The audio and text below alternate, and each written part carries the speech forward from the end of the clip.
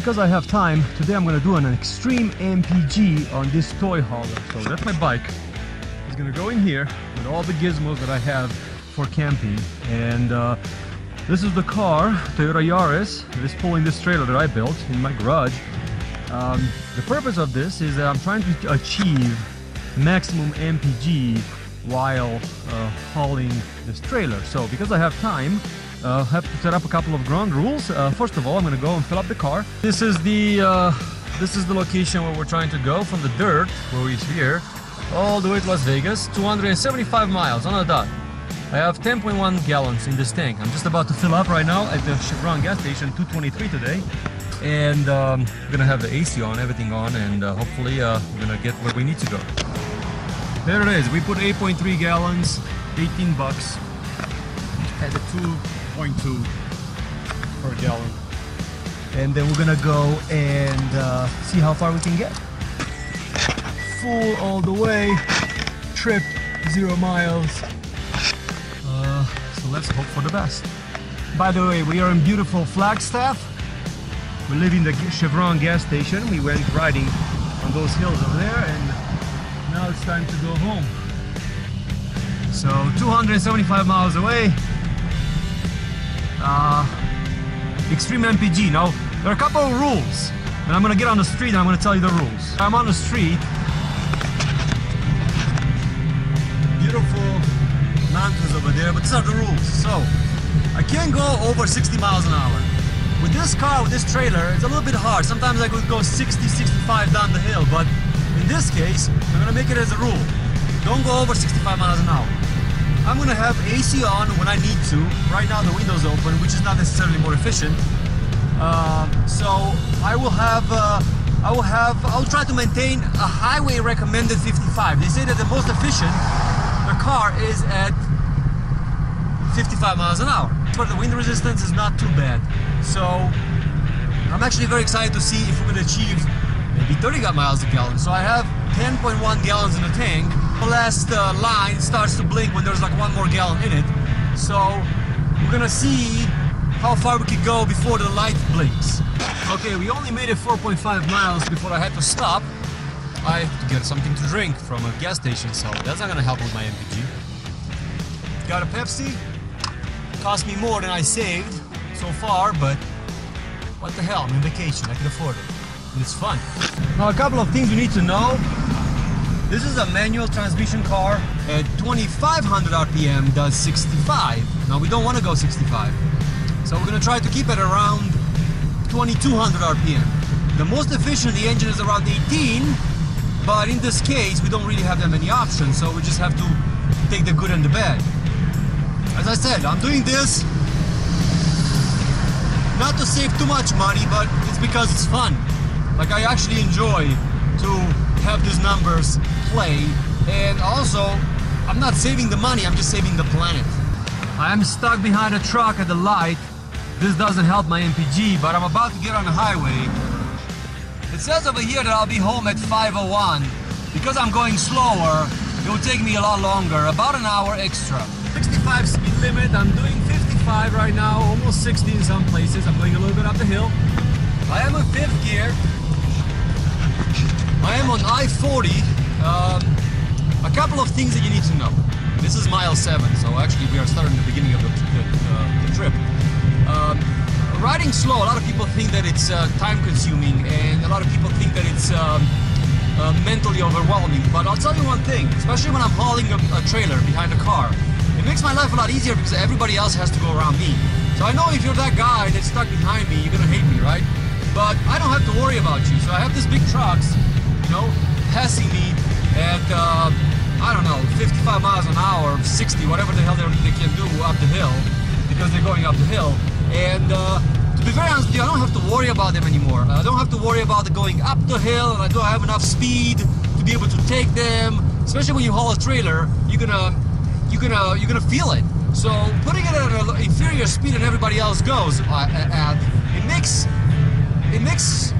the thinking out of the process. So then when you have a 6 or 7 or 8 hour drive, the fact that you don't have to think, you just hold on to your lane and keep your cruise control on 60 or 55, makes a huge difference. So it's not about saving gas, it's not about maybe saving the money, it's also when you're hauling a trailer, you just have to be more dulled down, you know, you just have to let the other people that just don't have the patience go around you, figure out a way to go, because you're gonna be slower regardless. You're gonna pass 3 or 4 guys hauling a trailer, and then the big hill comes, and then you're gonna slow down and all those guys will pass you, and then you're gonna get frustrated and it's gonna create more problems, and I really don't see the point.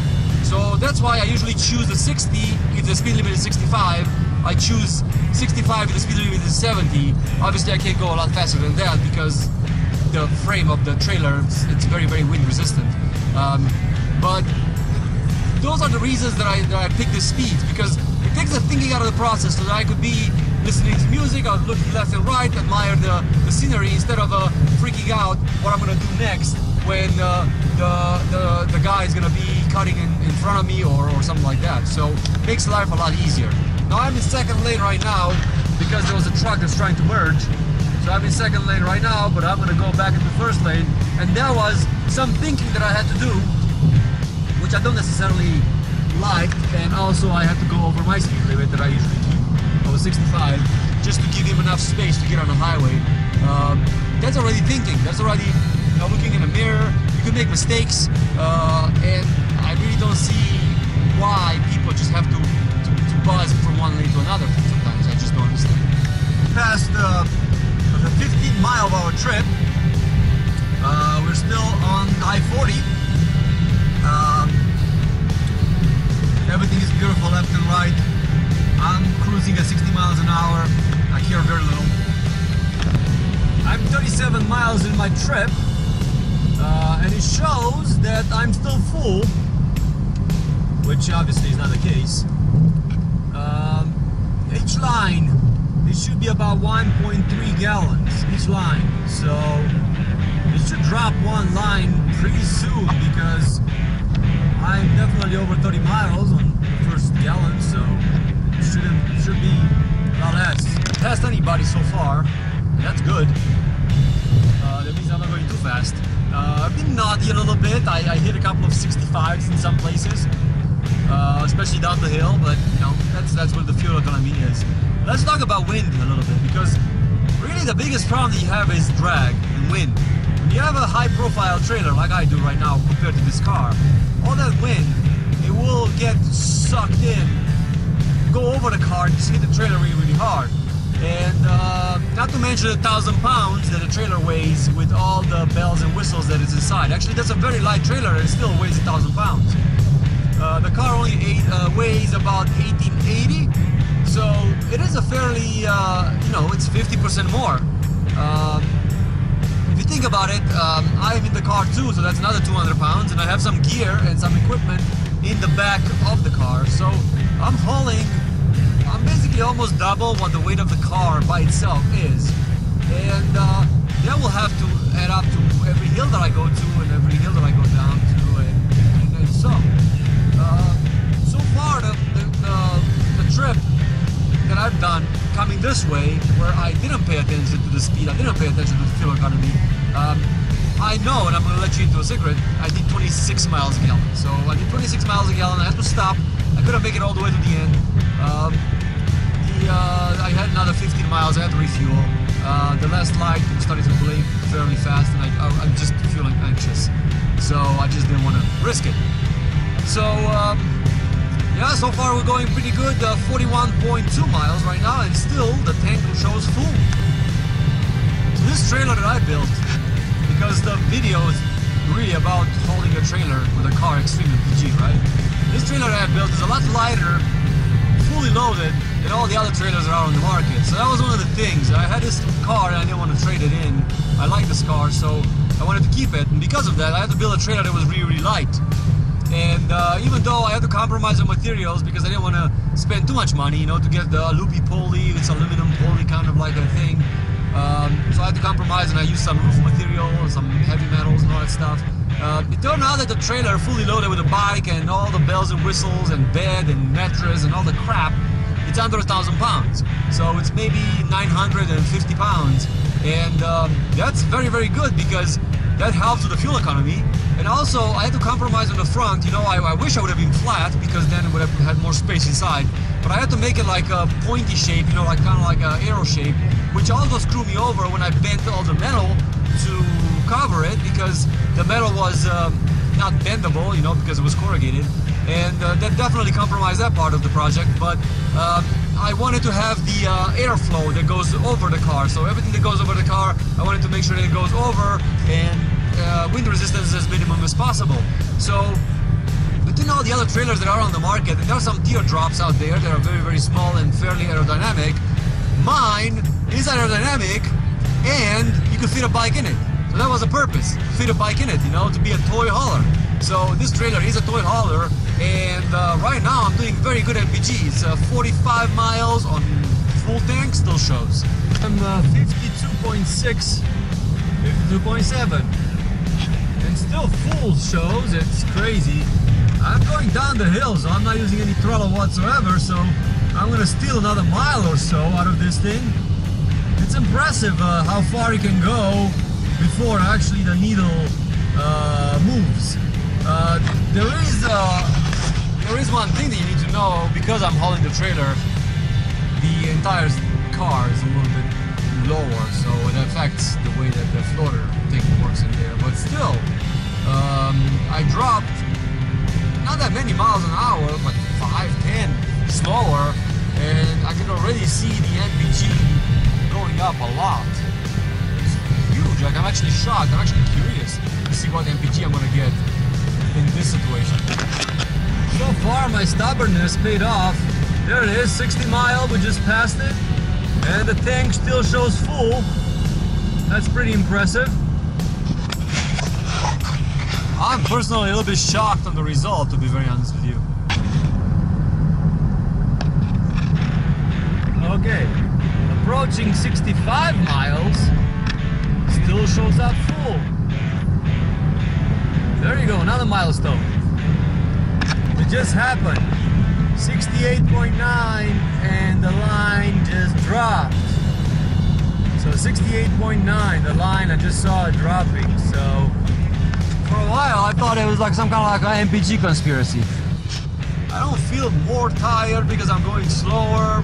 I don't feel less entertained. 60 is what I'm trying to hang on to.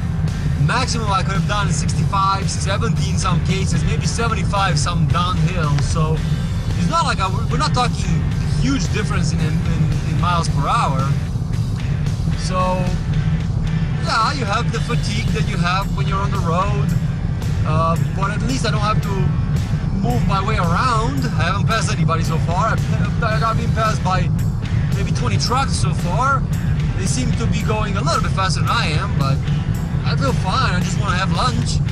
I'm thinking about food, but otherwise I feel good. And I don't have to worry about police because I will not be speeding. It's impossible. The cop just pulling over somebody, and it's not me because I'm doing my 60 miles an hour. So they can't pull me over for speed, right? Approaching 100 miles on the dial, still only one bar fell off so far, but I think I figured out why. It's because I was going a lot downhill from where I was coming, where right now I hit a couple of hills up and down, so definitely it's going to change the fuel efficiency, the fuel economy of the car. There he is. I don't know how fast he was going, but that's not gonna be pretty. Making this video is part of the entertainment that I have on the road. Still waiting for dropping another bar on the tank. It's 107, and I only used one bar so far, so I'm waiting for the other one to drop. I have another 167 miles to home. So I think this is going to be a successful test. I don't think I'm going to run out of gas, that's for sure. That line is so stubborn. 112 miles since I left, and that line just doesn't want to drop. And I know it has to, unless the gas tank floater stuck.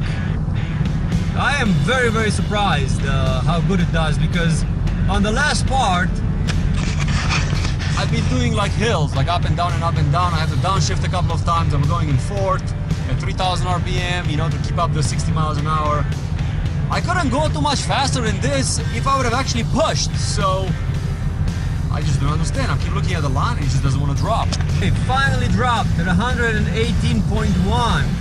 I was going up this hill that you see right now. I'm going down right now on it, and level of liquid in or gas in the tank moved enough. The elevation 5,000, so it was a pretty nice climb. So finally, the second line dropped at 118 miles. For anybody that wants to know, AC was on all this time, so I'm running AC. And also I've never coasted down the hill, so I always kept it in gear. It says that I should arrive at 5:39. Initially when I first started it said 5 o'clock. I was planning for, to be very honest with you, I was planning for 7 because the sun goes out behind my house and I could load the trailer without being in sun. And I'm actually making better time than I thought I was. I'm also stopping for, I already stopped for a sandwich, so I guess I'll just have to stop to get another one. I'm stuck behind a truck. I'm going to use a little bit of fuel to go around it. We're reaching a milestone, 136 miles into the journey, 137 to get home. So basically we are at the half point. So this is the half point right now.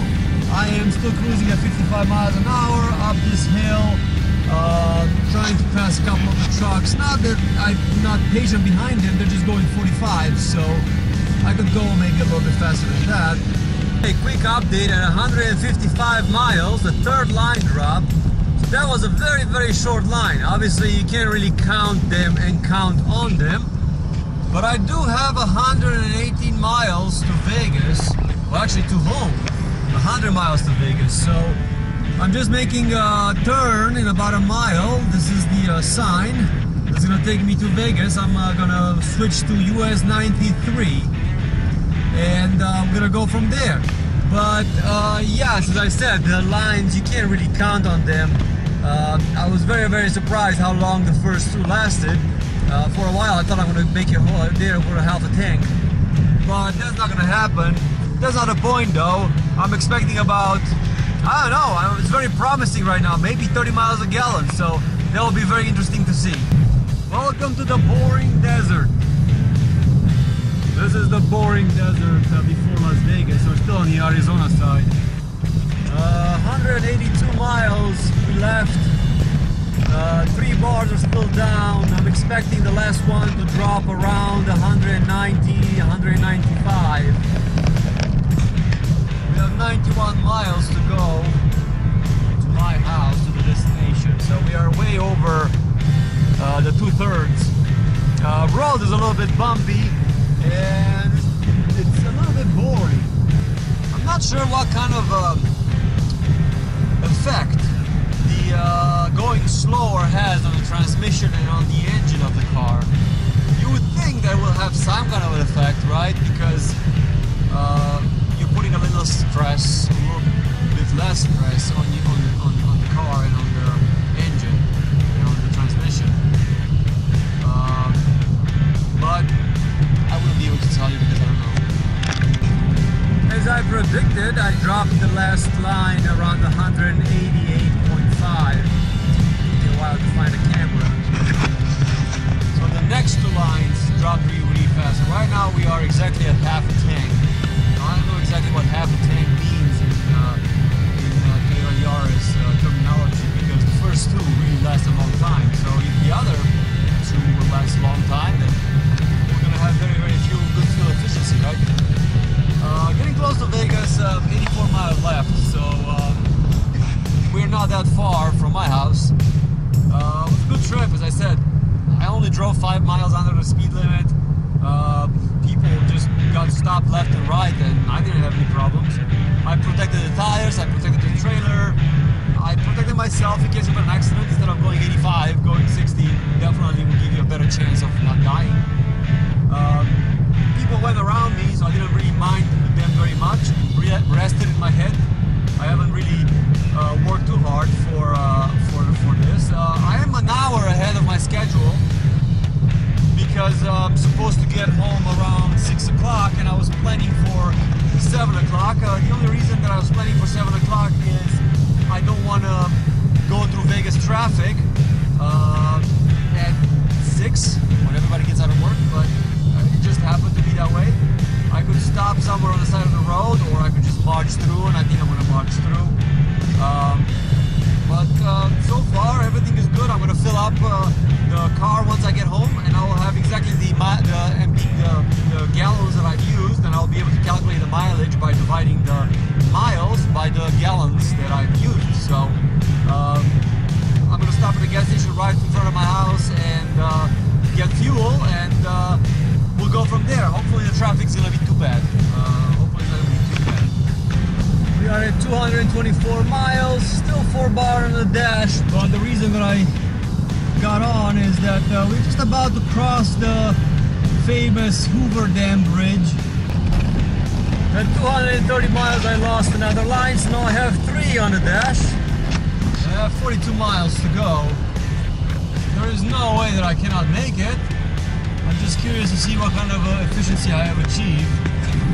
You know, I've entered Vegas, and I'm at 247 miles on my trip.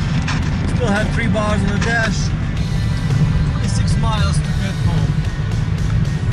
So definitely I'll make it on about, let's guesstimate, 9 gallons. It'll be interesting to see, but 9 gallons, 275 sounds to me like 30 miles a gallon. And of course I hit some traffic. 256 miles into my trip, and everybody's cutting in front of me. Very frustrating. I'm going 20 miles an hour, not even. I am in traffic for a while. Big accident on the highway. It was basically stopped for a while. Would be about 20 minutes behind my schedule, but I'm still 263 miles, 3 bars on the dash, 10 miles to home. As predicted, with 3 miles away from home, or 5 miles away from home, I lost the last bar. So now I have just 270 miles, so I have another 3 miles to the gas station. I just pulled in the gas station. Let's see what we did.